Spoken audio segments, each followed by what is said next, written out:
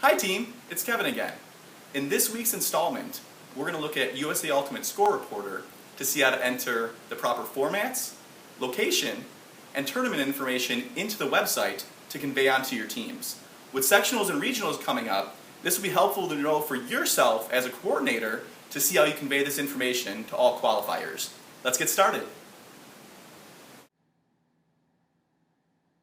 To set up your tournament, we'll begin at the USA Ultimate homepage and click on Follow the Action.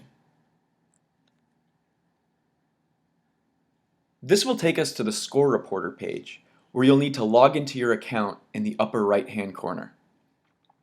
For the purposes of this tutorial, I've set up a sample tournament, and we can get to that by going down to College Open, and then back in the upper right by clicking on Show Unpublished Tournaments.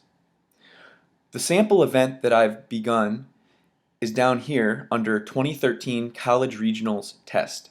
So when we click on that, we'll go up to the upper right again to Edit Tournament. And this will take us to the main page where we can control our tournament and edit all of the features. As you can see, I've already input a number of the fields. That includes the date, the length of the event, the number of teams, and the location.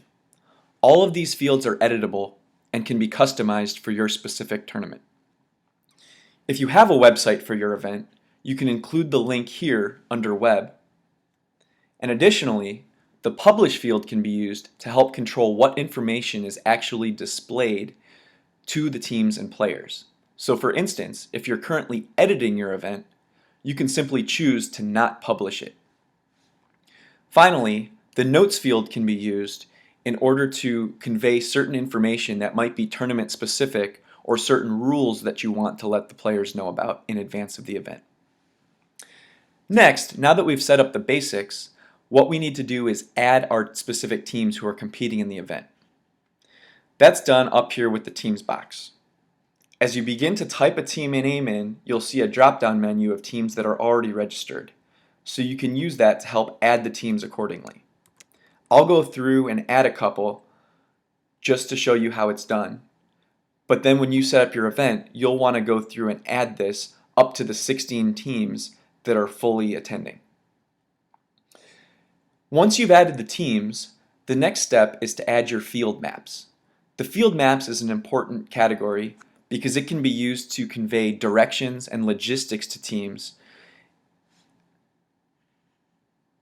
To add field maps, you do that by clicking on the New button under Field Maps.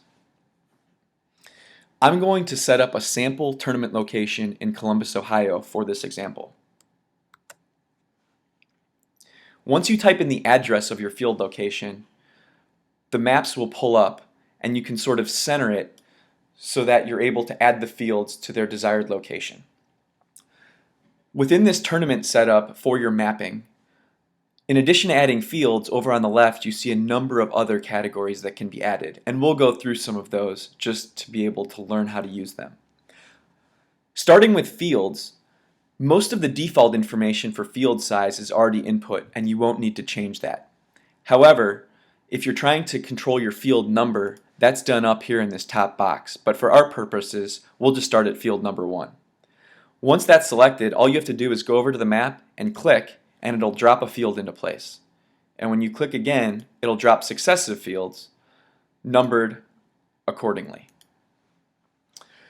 If for some reason you add a field in the wrong place and you don't need it there, all you need to do is click on that field, go down to Remove Item, and suddenly it disappears. And finally, as you can see, the fields that I've dropped down are not all in the row or the final location where they're going to be. So all you have to do is click on the field and drag and drop, and you can instantly adjust the field settings so that they can line up exactly where you intend for them to be on the map. Now that our fields are in place, I'll go through a couple of the other options. For instance, if I want to add the tournament headquarters, I just click on Tournament Headquarters and then drop it right into place on the map at its location. Additionally, if we want to add parking, all we have to do is click on Parking, scroll our map to the parking lot, and drop the parking icon into place. You can then follow up and do that with the restrooms, the water, the trainer, and some of the other options that are available. But for now, that we've seen how to use it, we'll just go ahead and consider this map finished. So I'll scroll back so that the fields are centered, and then go up and click Save. And now, you'll see that our map is embedded within our tournament format page. Now that our map's been created, our next step is to add the actual schedule for the games and competition for the teams. In order to do that, we'll go back up to the top of the page and click on Add Pools. The default settings menu comes up where we have 4 pools for our 16 teams, and it's giving us a start time of 9 a.m. on Saturday with 2 hours between round start times. You can change any of these settings to accommodate your specific event, but for now we'll just keep the default settings. Click Create, and again, just like with the maps, you'll see that the pools have now been dropped into our main tournament page. The tournament and schedule has now been input, where an automatic schedule has been set up to create the games for our teams using the 9 o'clock default time that we had set up. In addition to having times for teams, teams are going to need to know where to play their games. So we'll use the field column to simply click and add a field number. And you can go ahead and do that for all of your games. You'll see that the pools allow for an additional 4th round of play on Saturday. If you choose to use this, it can be used such as for a crossover game if you're choosing before bracket play on Sunday to allow for crossovers between teams based on final finish. If, for instance, you want to move that time because you need more than 2 hours before the start time of that crossover game, say we want to change it from 3 o'clock to 3:30, all you need to do is go over and click on the start time and make that edit. And now we have a 3:30 start time for those crossover games. And you can do the same for the other pools.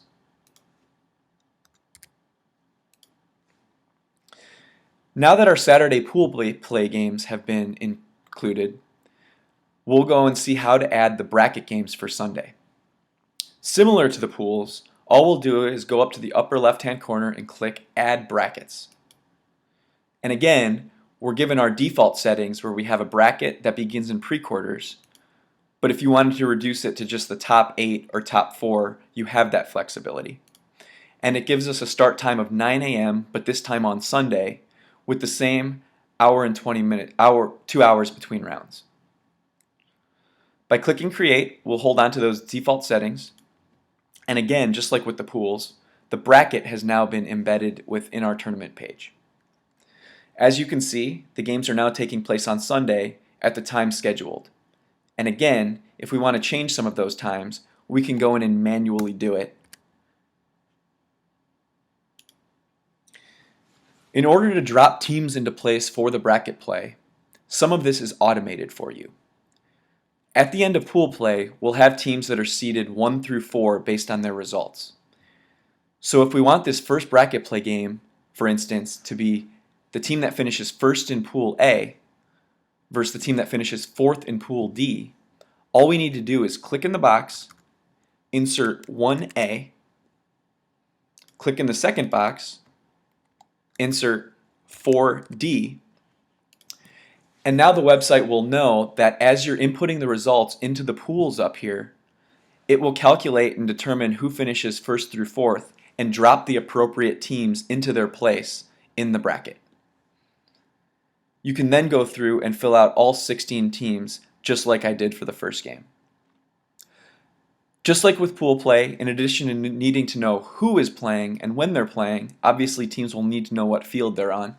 And so again, for fields for bracket play, you'll click on this small box on the side of the teams and just input the field numbers one at a time. And again, doing so, you can fill out your entire set of games for Sunday. Now that we've seen how to fill out the schedule, you're ready to run a successful tournament, and you can use all of the tools that we've learned about here in the Score Reporter page to be able to build your event. I hope this tutorial was helpful for you in planning for your sectionals and regionals events. If you have any questions moving forward, feel free to call or email me and we'll work those out. Best of luck with the college series.